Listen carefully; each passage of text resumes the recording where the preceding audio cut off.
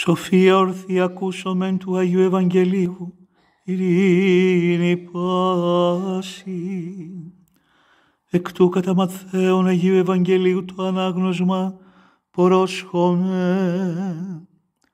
Το καιρό εκείνο ακούσας ο Ιησούς ότι Ιωάννης παρεδόθη, ανεχώρησεν εις την Γαλιλαία και κατά λοιπόν την Ναζαρέτ ελθόν κατόκισεν εις Καπερναούμ, την παραδά θαλασσίαν εν ορί Ζαβουλών και Νεφθαλήμ, για να πληρωθεί το ρηθένδια Ισαΐου του προφήτου λέγοντος, γη Ζαβουλών και γη Νεφθαλήμ, οδόν θαλάσσης πέραν του Ιορδάνου, Γαλιλαία των εθνών, ο λαός ο καθήμενος σε σκότη δε φως ωμέγα και της καθημένης εν χώρα και σκία θανάτου, φως ανέτειλεν αυτής.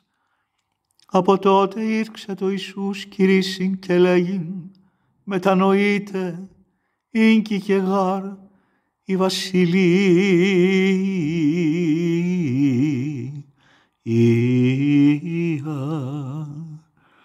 των ουρανών.